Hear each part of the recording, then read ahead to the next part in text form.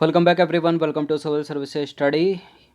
उत्तर Pradesh PCS प्रारंभिक परीक्षा की टेस्ट सीरीज चल रही है 2021 के लिए और अभी तक 36 टेस्ट कंप्लीट हो गए थे अपने। यह प्रैक्टिस सेट नंबर 37 इंपॉर्टेंट होंगे प्रश्न। 3 से 4 सेकंड का टाइम मिलेगा एक प्रश्न को पढ़ने के बाद अपना भी सोचना कि आंसर क्या होगा।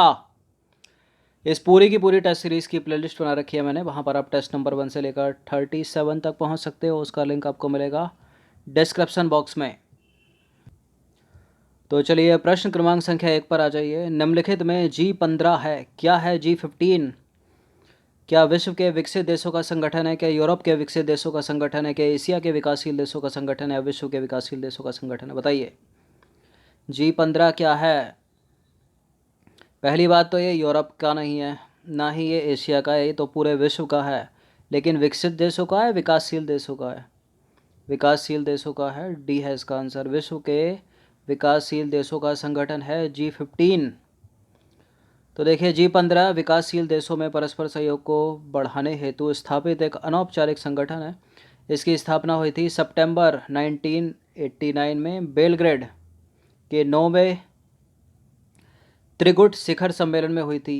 ये त्रिगुट है, ठीक है। इसका सचिवालय है जिनेवा में स्थित, प्रौद्योगिकी सेवा सुविधा से संचालित होता है, ठीक है। क्वेश्चन नंबर 2 पर आ जाइए। निम्नलिखित कौन सा देश आसियान का सदस्य नहीं है? निम्नलिखित में से कौन सा देश आसियान का सदस्य नहीं है? आसियान में कितने कंट्री मेंबर हैं? 10 कंट्री। क्या भारत आसियान देश का सदस्य है? नहीं है, पर्यवेक्षक है, ठीक है। तो वियतनाम सदस्य है आसियान का, थाईलैंड सदस्य है आसियान का, इंडोनेशिया सदस्य है आसियान का, दक्षिण कोरिया नहीं है सदस्य आसियान का। तो वर्ष 1967 में थाईलैंड की राजधानी बैंकॉक में दक्षिण पूर्वी राष्ट्रों के संगठन यानी आसियान की स्थापना हुई थी। इसका मुख्यालय है इंडोनेशिया के जकार्ता में। और आसियान के 10 सदस्य देश जो आपको टिप ऑफ द टंग रहने चाहिए वो है Indonesia, Thailand, Brunei, Laos, Singapore, Vietnam, Malaysia, Philippines, Myanmar और कंबोडिया। ना इसमें भारत है, ना इसमें चीन है, ना इसमें यूएसए है, और ना ही है इसमें क्या दक्षिण कोरिया या नॉर्थ कोरिया, ठीक है भाई। निम्नलिखित में से किस वर्ष में संयुक्त राष्ट्र ने परम गरीबी की परिभाषा अलंकृत की थी? संयुक्त राष्ट्र संघ ने परम गरीबी की परिभाषा कब अलंकृत की थी? 1995 को, 1995। तो वर्ष 1995 में कोपेनहेगन, ठीक है, डेनमार्क में आयोजित सामाजिक विकास के लिए विश्व शिखर सम्मेलन में संयुक्त राष्ट्र ने गरीबी को परम गरीबी एवं समग्र गरीबी के 2 रूपों में परिभाषित किया था। क्वेश्चन नंबर 4 पर आ जाइए। तेल एवं प्राकृतिक गैस आयोग स्थापित किया गया था। तेल एवं प्राकृतिक गैस आयोग स्थापित किया गया था कब? 1956 में, 1956 में। तो भारत में तेल और प्राकृतिक गैस की खोज और खनन के विकास को आगे बढ़ाने के लिए 14 अगस्त 1956 को तेल एवं प्राकृतिक गैस आयोग स्थापित किया गया। लेकिन इसे वैधानिक मान्यता कब मिली? 4 साल बाद, ठीक है, 3 साल बाद, अक्टूबर 1959 में। निम्नलिखित में से कौन विश्व आर्थिक मंच का संस्थापक है? वर्ल्ड इकोनॉमिक फोरम का संस्थापक कौन है? इसमें क्लास श्वाब। कौन है? Class Schwab, option number A. तो विश्व आर्थिक मंच की स्थापना वर्ष 1971 में हुई थी। इसके संस्थापक हैं जेनेवा विश्वविद्यालय के प्रोफेसर क्लास श्वाब, ठीक है, थे मतलब। 1987 तक जो है इसे यूरोपियन मैनेजमेंट फोरम के नाम से जाना जाता था, लेकिन 1987 से इसे जो है विश्व आर्थिक मंच कहा जाने लगा। यह एक अलाभकारी संस्था है। अब इस प्रश्न का उत्तर दीजिए। तो निम्नलिखित में से कौन वैश्विक स्पर्धात्मक सूचकांक रिपोर्ट को प्रकाशित करता है?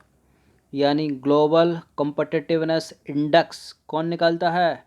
यही निकालता है विश्व आर्थिक मंच, world economic forum.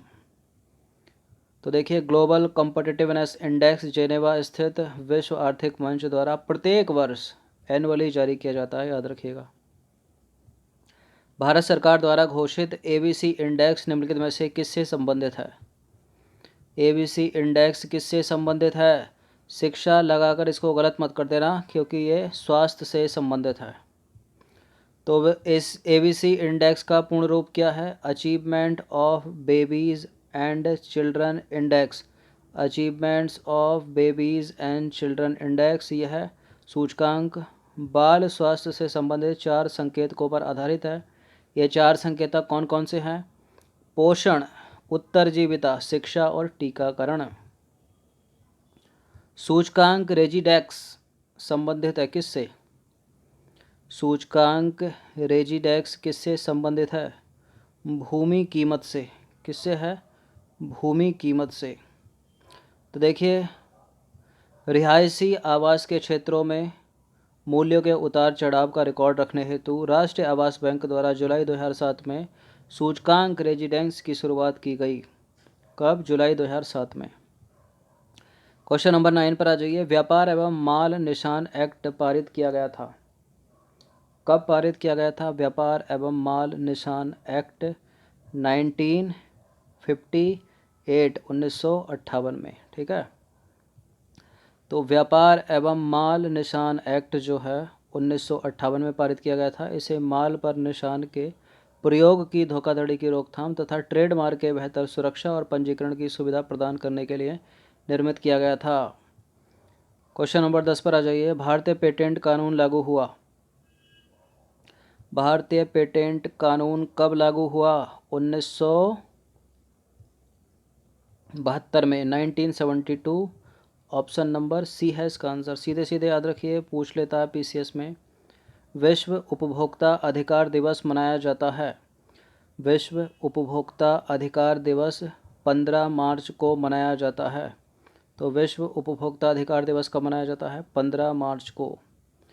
Question number 12 पर आ जाइए। National centre for agriculture economics and policy research, national centre for agricultural economics and policy research अवस्थित है। भोपाल में नहीं है, अब बताइए कहाँ पर है? चलिए, हैदराबाद भी एलिमिनेट कर दिया, अब बताइए कहाँ पर है? नई दिल्ली में है। कहाँ पर? नई दिल्ली में। तो राष्ट्रीय कृषि आर्थिक एवं नीति अनुसंधान केंद्र नई दिल्ली में स्थित है। इसकी स्थापना भारतीय कृषि अनुसंधान परिषद द्वारा वर्ष 1991 में की गई थी। ठीक है, क्वेश्चन नंबर 13 पर आ जाइए। 13वां प्रश्न है। देश में सबसे अधिक सूती वस्त्र निम्नलिखित में से किस सेक्टर में तैयार किया जाता है? देश में सबसे अधिक सूती वस्त्र निम्नलिखित में से जिस सेक्टर में तैयार किया जाता है उसका नाम है पावरलूम। तो देश में सबसे अधिक सूती वस्त्र पावरलूम सेक्टर में तैयार किया जाता है। इस क्षेत्र का देश के कुल कपड़ा उत्पादन में 60 से अधिक प्रतिशत का योगदान है। इसके बाद आता है नाम होजरी सेक्टर का, हैंडलूम सेक्टर का तीसरे पर और मिल सेक्टर का चौथे पर। क्वेश्चन नंबर 14 पर आ जाइए। बाजार एक आर्थिक प्रवृत्ति है जो निम्न में से किस और रुझान पैदा करती है? बाजार एक आर्थिक प्रवृत्ति है जो किस और रुझान पैदा करती है? उपभोक्तावाद की ओर। किस ओर? उपभोक्तावाद की ओर। तो बाजार एक आर्थिक प्रवृत्ति है जो उपभोक्तावाद की ओर रुझान पैदा करती है। क्वेश्चन नंबर 15 पर आ जाइए। जब कुल उत्पाद स्थिर होता है तो सीमांत उत्पादन क्या होगा? जब कुल उत्पाद, जो हमारा नेट प्रोडक्शन है, वो क्या है? स्टेबल है, तो सीमांत उत्पादन शून्य। क्या होगा? शून्य होगा। तो जब कुल उत्पाद स्थिर होता है तो सीमांत उत्पादन शून्य होता है। ये प्रश्न कम से कम 5-6 बार पूछा गया होगा। ठीक है, पिछले 15 वर्षों में यूपी PCS में। तो 15 प्रश्न थे, इनकी एक बार प्रैक्टिस करके एक बार रिवीजन कर लेना। इम्पॉर्टेंट होती है एक्सप्लेनेशन। अगर हम तीव्र गति से पढ़ा के आगे निकल जाते हैं तो आप पॉज मार सकते हैं उसको, या यूट्यूब के ऐप में एक स्पीड कंट्रोलर का है, आप उसको 1.2x या कम कर सकते हो, 0.5x, और तीव्र अगर दोबारा आपको रिवीजन करना हो तो 2x तक जा सकते हो उसको। ठीक है, बाकी आप सब्सक्राइब कर सकते हो सिविल सर्विसेज स्टडी चैनल को। ये रेड कलर का जो बटन है राइट साइड में, इस पर क्लिक कर देना। नीचे बेल आइकन का बटन है, उसको प्रेस कर लेना। धन्यवाद।